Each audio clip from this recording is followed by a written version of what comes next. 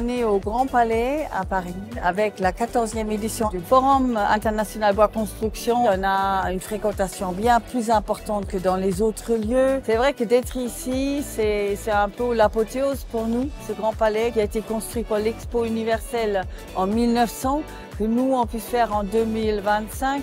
L'Expo universelle des usages bois biosourcés, c'est ça notre grande satisfaction. Ça va être l'architecture du XXIe siècle.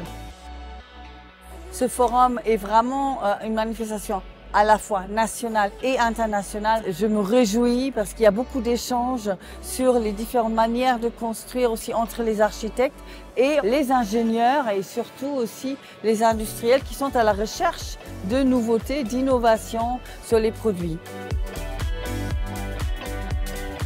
Il y a une grande affluence ici aussi de la maîtrise d'ouvrage, publics et privés, qui sont à la recherche de solutions pour répondre aux défis du climat. Il faut qu'on s'active pour évoluer, pour faire des innovations qui répondent à ces exigences climatiques.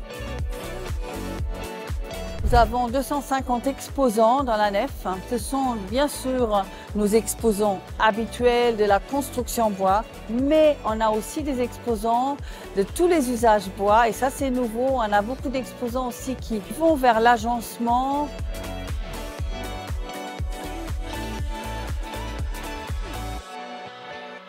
Très important d'être là ce soir pour témoigner du soutien de l'État à toute la dynamique engagée en matière de construction bois et de manière générale l'utilisation des écomatériaux. Le bois est un enjeu fondamental de la construction de la ville du futur. Par ailleurs, dans la qualité architecturale et de conception qui est liée à l'utilisation du bois, on peut avoir une plus forte acceptabilité des projets par les habitants et une autre qualité urbaine.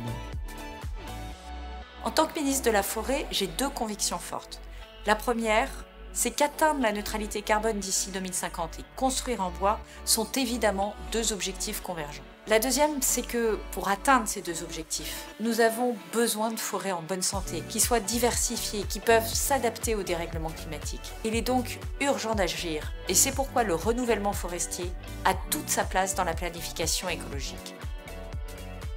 Je pense que c'est important qu'on puisse mettre l'ensemble des acteurs tous ensemble dans une même et unique pièce pour qu'on puisse échanger, travailler et peut-être en échangeant ces cartes de visite, faire aboutir des projets. Et on le voit déjà dans la galerie, ces projets qui sont déjà réalisés ou qui vont émerger. Beaucoup de visiteurs ont dit c'est le plus beau salon qu'on a jamais vu. Et on rentre et on a tout de suite cette sensation de chaleur. Le bois c'est sain, le bois stocke le carbone. Le bois est un matériau d'aujourd'hui et de demain. Et ça les gens le ressentent ici parce que toute l'exposition est construite en bois.